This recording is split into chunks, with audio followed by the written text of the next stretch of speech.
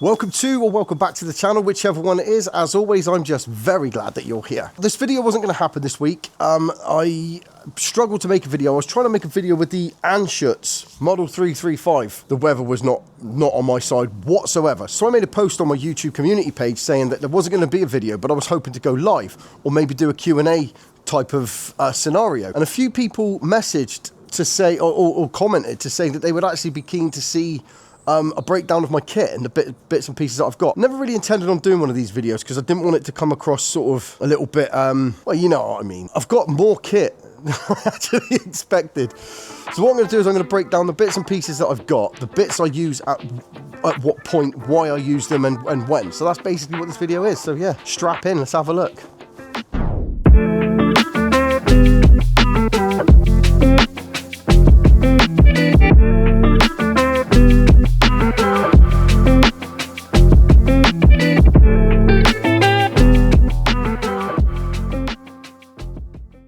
Now, the first piece of kit I want to talk about is a brand new acquisition. It's thanks to a friend of mine, Mr. Craig. Everybody knows Craig. He's the one who gave me the S410. He also sold me this. This is a Nissan X-Trail. He gave me a fantastic price on it. I got on a train, went up to Grantham, met Craig, drove this back. Absolutely love it, and now I wouldn't be without it. And the reason I've got this, let me just take a seat because it's going to start raining. Give me 2 seconds. One of the reasons, I mean, there's a lot of reasons to have an off-road car or a multi-purpose SUV or a utility vehicle or something like that, especially when you do things like this, because you end up in places like this. And the car that I was using was Jets, and it definitely wasn't intended for going places that I go. So this has been absolutely invaluable. So again, as with the S410, Craig, massive thank you for the fantastic price on this. So the first bit of kit that I wouldn't leave home without is now a utility vehicle that I can get dirty. That's definitely a win. So when it comes to bits of kit that I don't leave home without, doesn't matter where I'm going or what I'm shooting, if I'm going hunting, if I'm going to go to the range, if I'm coming to a place like anywhere, I'm taking a rifle, I make sure that I've got this. And this is my little kit bag. Now what goes in this kit bag can vary depending on the scenario, but what I always make sure that I've got is a torch, a power bank, and more importantly than anything, Allen keys. Now I don't necessarily think they have to be this big, but this set is absolutely brilliant. I got this off of Temu, as I did the bag as well. I'm not the best with numbers and figures, so buying one that was color coded is absolutely brilliant. I can look at the Allen bolt now and go, oh, that's the blue one, or that probably be the pink one, or that's definitely the red one. So yeah, if I've forgotten this, I would drive back to get it. I would never go out anywhere without it.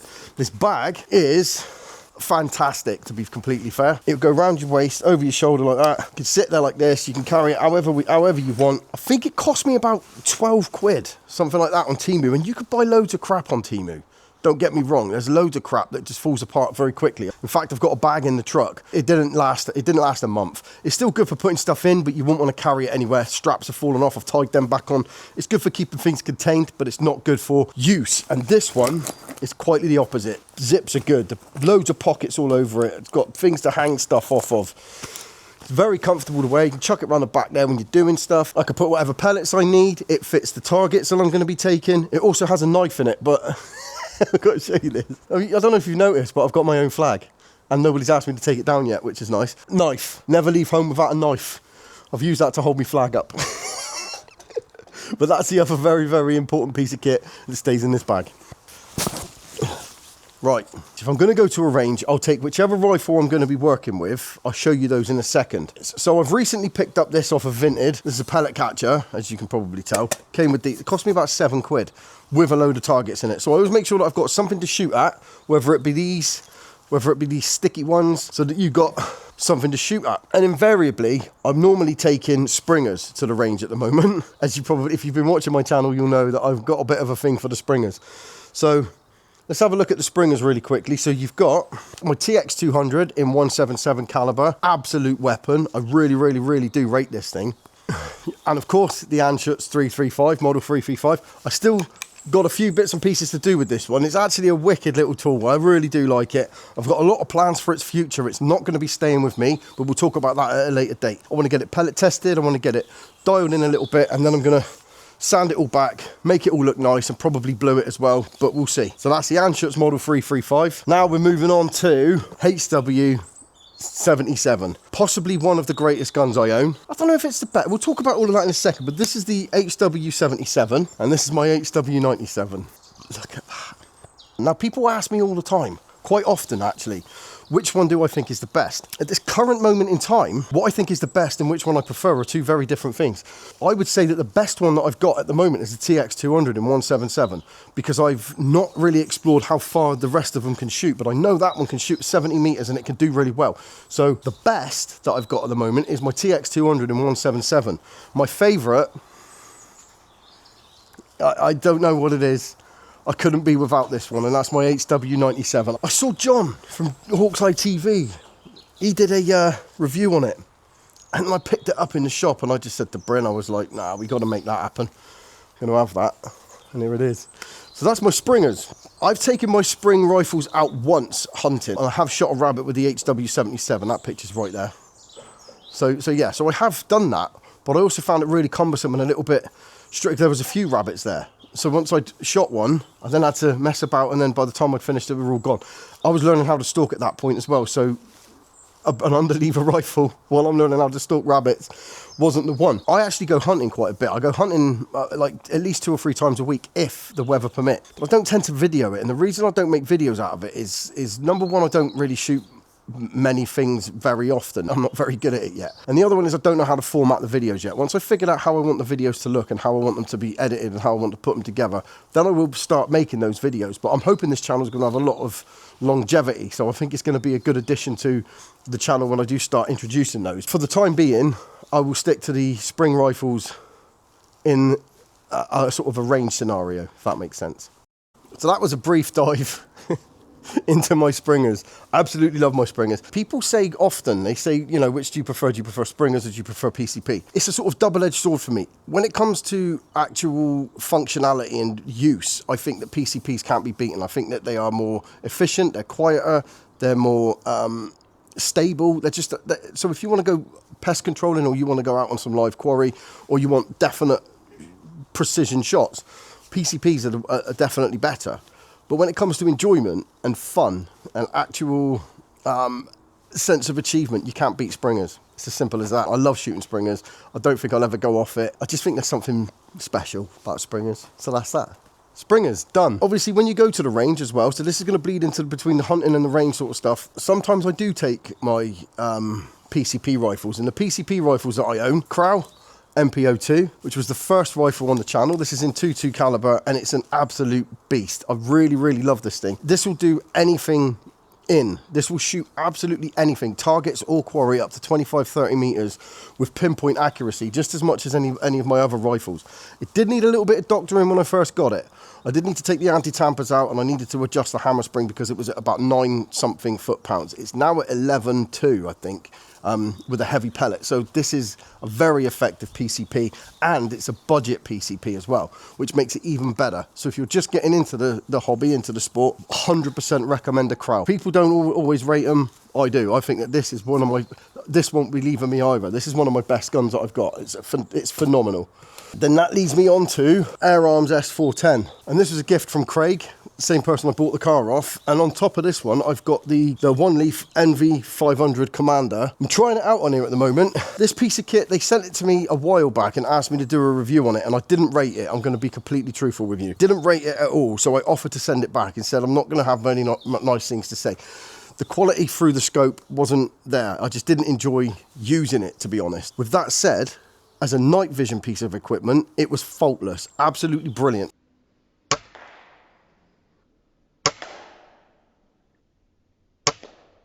By the way, if you've got one of these or you're thinking of getting one, the software update that they did made a massive, massive difference. So it is a lot better than it was. I'm going to be using this for hunting as well soon. This was my HFT rifle, but I wanted something that was regulated for HFT.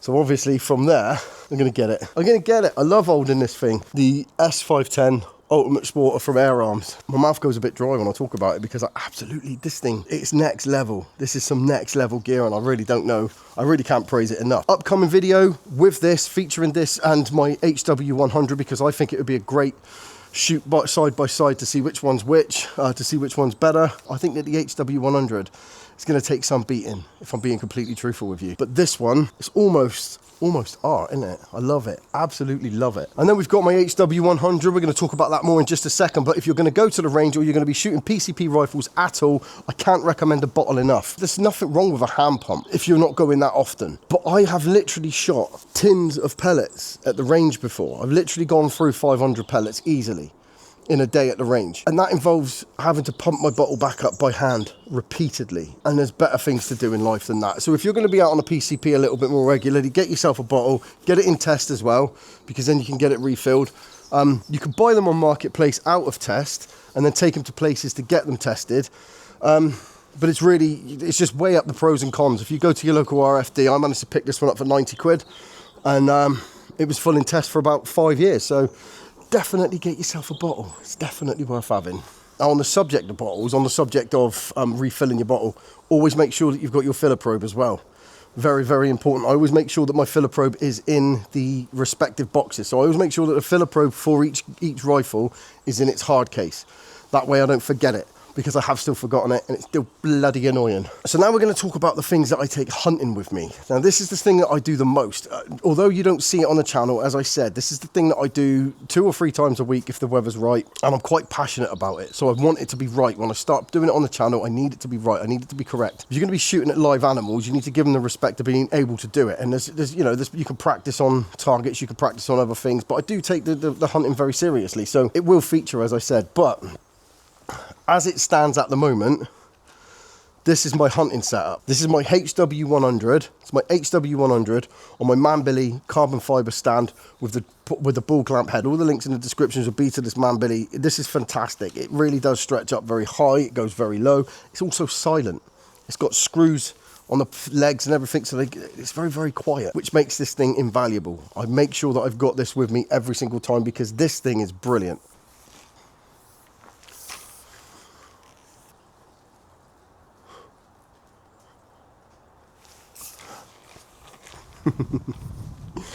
Did I mention it was lightweight? There's a code. It's not an affiliate link or anything. I don't make money off it, but you can get 40 quid off if you do want one. So I'll leave all the links in the description. On top of that, I got the Zulus V2. This thing's bloody brilliant. And if you saw my video being really horrible about the thermal scope, the Hydra, I've got nothing bad to say about this. Nothing. But we're going to talk about that in its own video. That's going to have its own video. This thing is bloody brilliant. But this is my hunting setup at the moment. I haven't tried many other guns, granted, but I've not messed with this. I don't mess with this. It's lightweight. It's easy to carry around. This is a great setup for me. I absolutely love it. We'll talk about that when the videos start coming out with the hunting. You'll see more of this. At the moment, this, for hunting, untouchable. It's impeccable. I absolutely love it. Now, undoubtedly, let's move you. One of the things I didn't mention with these, I'm actually going to make a point of talking about these. This is Primos trigger sticks. Gen 3. Am I glad I've got them? Yeah. Would I buy them again? Definitely not. They are way more expensive than they need to be. I mean, they're great at stuff. I mean, that's pretty cool. The fact you can move them around, they are great.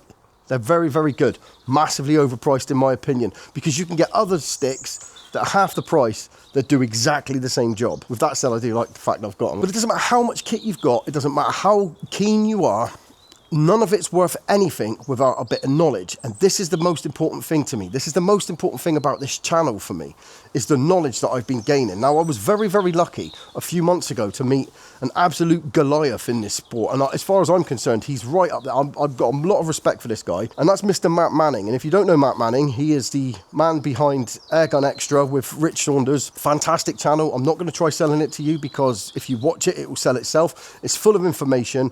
It's full of good tips. It's full of knowledge.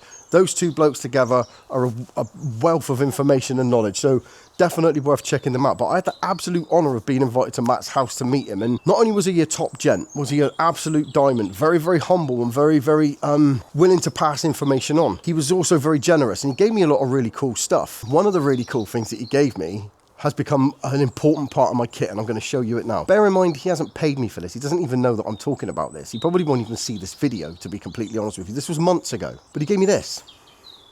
I don't know if that's the right way around. It should be the right way around. Right, so this is Hunting with Air Rifles, the complete guide by Matthew Manning. Now, not only was I honoured to meet him, and not only did he sign a book for me, which made me feel very special, but there's a lot of really good information in it. Now, I'm not just hawking Matt's book. If you can find your own source of information I would recommend a book as opposed to the internet. And the reason for that is because once you've made the time to sit down and read it, you actually take a lot more information in. So I found this to be absolutely invaluable.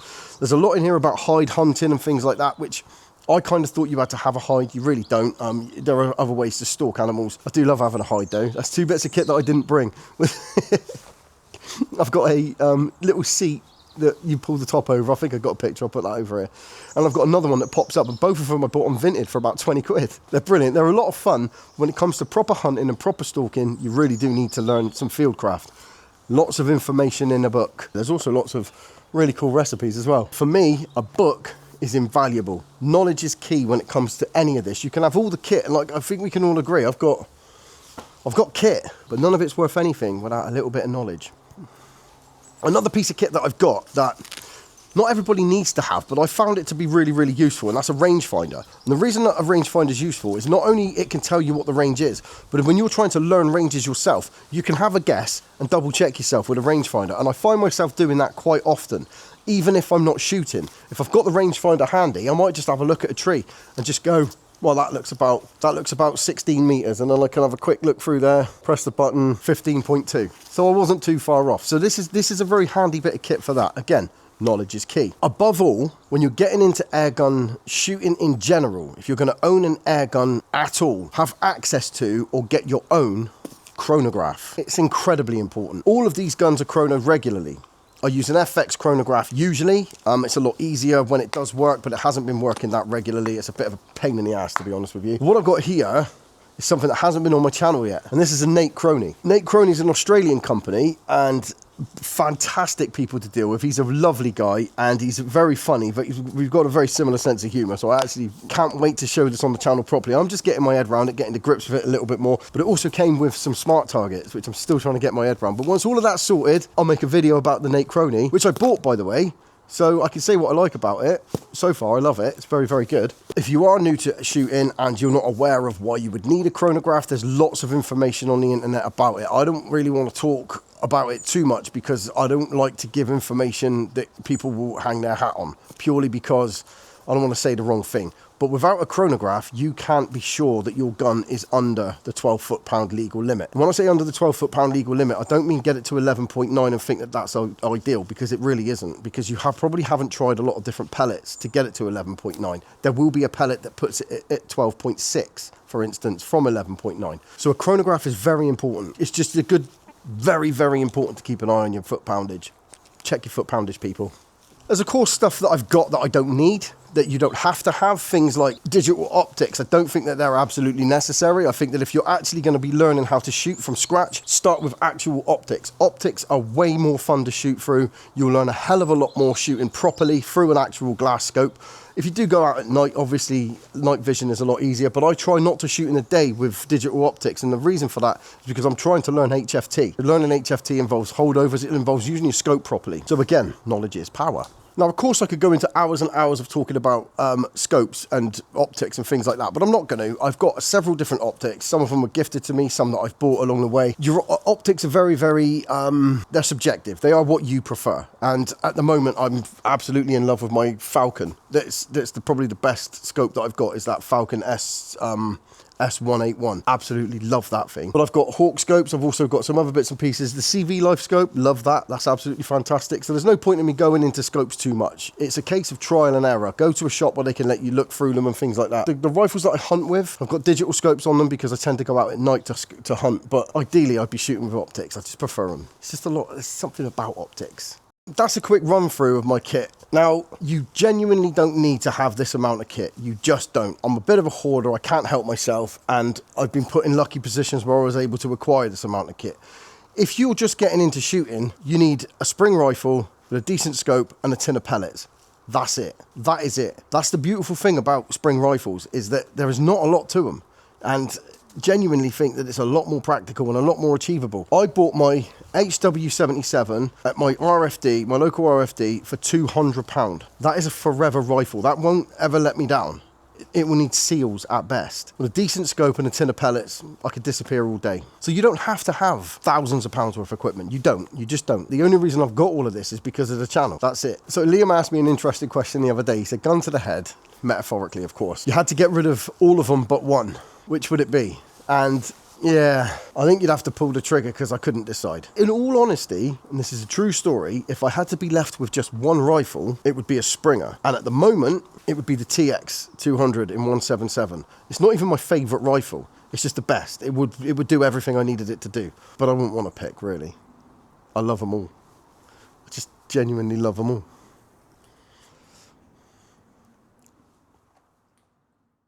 So I hope you got something out of this video. I've enjoyed making it, to be fair, because I don't really get to have a look at all my kit like this. But I hope you enjoyed it, and hopefully I can get back to actually shooting something soon, because the weather has not been playing ball. Thank you for watching this video. Like and subscribe if you want to. As always, you genuinely don't have to. If you want to, it does help, and I do appreciate it. But if you don't want to, I'm just glad that you watched this video. You do whatever makes you happy, because whatever makes you happy makes me happy. As always, take care. See you in the next video. Cheers and bye.